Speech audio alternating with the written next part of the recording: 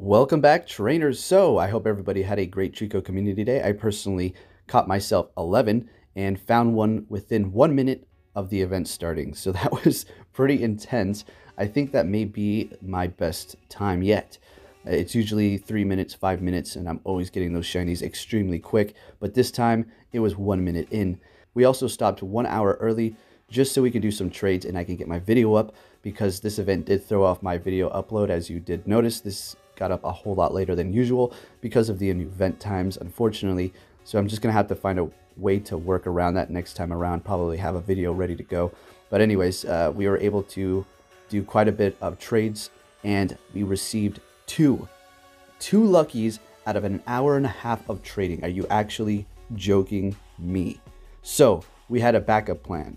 So I started thinking about what we can do to, possibly get our frenzy plant Sceptiles. But if we ran out of time for that 1 hour window after the community day events, little deal there, that we will still have frenzy plant to trade. So what we did was just evolve a bunch. All right, so let me go ahead and show you. We're actually in shinies. Let's go ahead and back out. I'm just gonna type up Sceptile here, and look how many we have. Well, this is how many I personally made. So I have the lucky ones, which I'm gonna obviously keep to put on my team, and I evolved a bunch of shinies because we did trade one, and guess what? It didn't turn lucky. Usually we have pretty good luck within that first hour after the 3 hour shiny window for you to evolve them afterwards and to trade, and we get plenty of luckies. But this time we received two, which was just like, we're looking at each other like, what's actually happening here? Why? So next time we're going to wait until that 1 hour period, because it just seems like your luck is going to be a lot better. It's probably just me, but throughout the last, I don't know, 5 community days, it's just been consistent within that 1 hour to get the luckies. Anyways, as you can see, evolved plenty of them. There's about 3 in here that are going to be non-frenzy plant. Those are going to be the previous ones that I already had here. So looking quite nice. And what you can do is, if you don't get any luckies during that 1 hour trade, evolve them. It's going to require you to have a lot of these candies of whatever specific Pokemon is going to be for that community day. But once you do that, you will have a whole bunch ready to go. So you'll be able to trade them after the hour, right? So I have the shinies. You can only do 1 a day. Evolve the shinies, even if they're bad. And take a look at this, 15, 10, 15. That's not a trade. That's straight up caught in the wild. And it's funny enough is because I did catch a shiny Charmander that was a 15, 10, 15 as well, literally within that same 20-foot area that I caught this one. So yeah, that's a tip, guys. Haven't heard anybody talk about that because it's probably going to just require an absurd amount of candies, but basically evolve as many as you can, other than the ones that you actually want to keep, ones that you're going to want to trade in the future, just so you're ready to go. So this one is traded over to me, and so is this one from Ellie, and this one's from Scarlet. This is an older one here. And then we have another frenzy plant.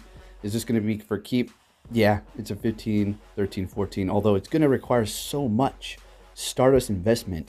I wouldn't probably trade that one or this one here or that one, because I've had that for so long. But most of these other ones, not that case. I can't trade that. It's already been traded. I will trade that 14er. Well, it's a lucky I can't trade that. All right, so you get the picture, right?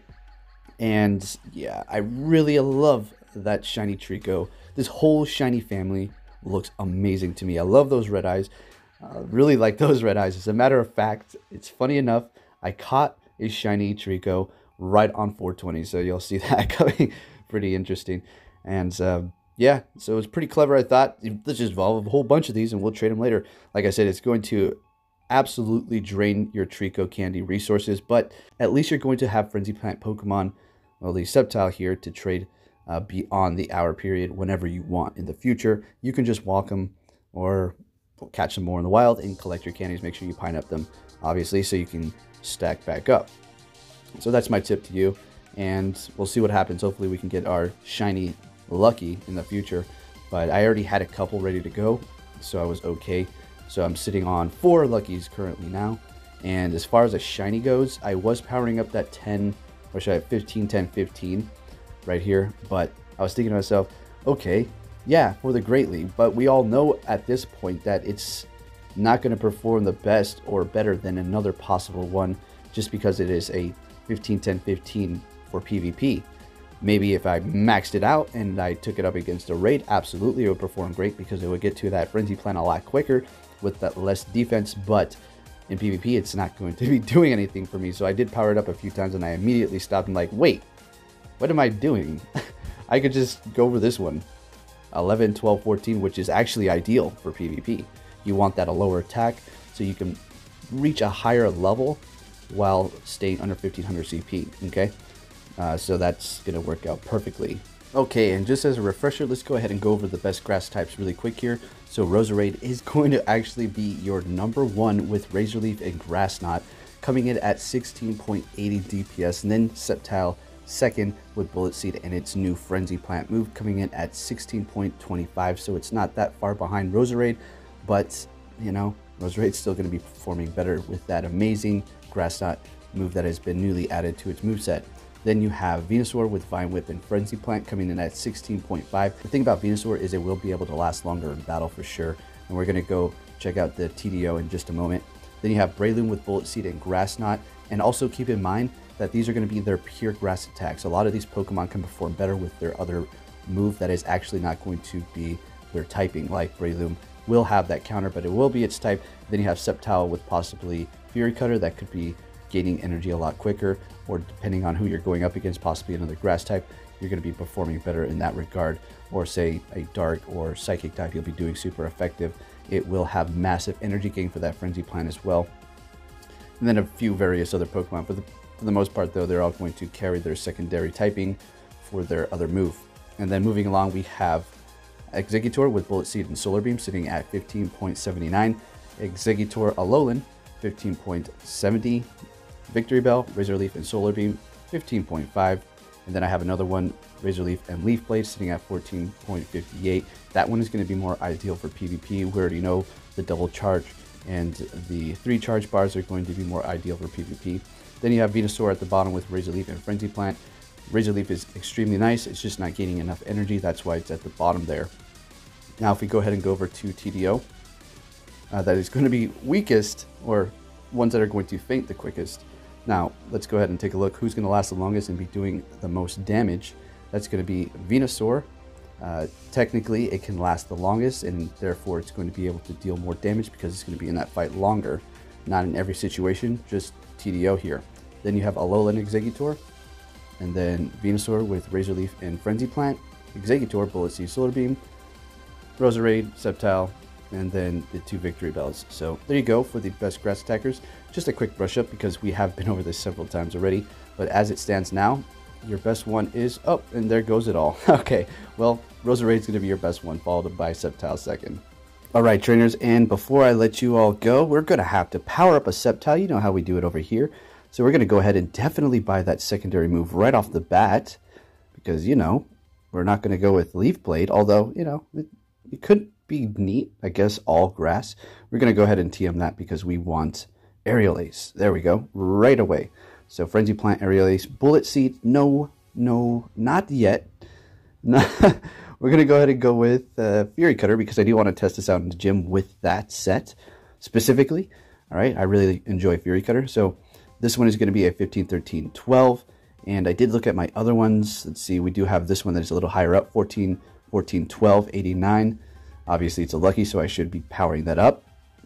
And then we have the lesser of the luckies, a 12, 14, 15, which, you know, still going to power it up because it's going to cost a significant less amount of Stardust. Let's go ahead and see what this one is. Simply amazing defense. So the defense is maxed out. So we're going to go ahead and go with this one that has 15 in attack right now and completely max it out. It's going to cost me about 107,000 Stardust. So great. Not bad at all. Can't wait till I can get my shiny though and max that one out. I want a lucky one. If I don't get a lucky, then I'm just going to simply have to bite the bullet and possibly power up the shiny that I currently have. I don't know if I really want to do that because the CP is so low. Let me show you. The 15, 10, 15. It's going to cost me about 275,000 Stardust to max this out. I'm pretty sure that's how much it's going to cost me. And that is a ridiculous amount when I could save myself so much Stardust by powering up these luckies. It's just because I want that shiny variant. Not to mention it is a 15, 10, 15, so it's pretty good. All right, so I did get a good amount of Stardust, hatching eggs like crazy. And another tip for future community days, which I've let you guys know before, is to make sure you hatch all of your eggs if we're going to get some sort of distance reduction from the egg hatches. And that's because you're not going to go into this event with your current eggs that are incubated and get the distance cut immediately. It's not going to work like that. What's going to happen is you're going to have to hatch those and then incubate the eggs during the community day time, and then you'll get that distance reduction and you'll be looking pretty good. And I was hatching them left and right. So excellent. Excellent. So this is one of my favorite Pokemon. The design looks amazing. Sceptile is just a cool Pokemon to me. I just like it. Pure grass type as well. And it's my birth month, March. So, hey, works out great. Now the question is, what are we going to see for the next one? But I'm not going to go too deep into that. We're going to discuss that in another video. You know how we do it over here. And have our speculation and see what we can possibly get next. Because they should be announcing it. Sometimes they are a little delayed on that. So we'll just have to wait and see. We are going to bring the Sceptile all the way up. And then we're going to go test it out. Not in this video, but look forward to that. Hopefully I can drop that later tonight. Maybe I'm just going to go up to a gym or something because the raids are currently over. And I want to get that up as soon as possible.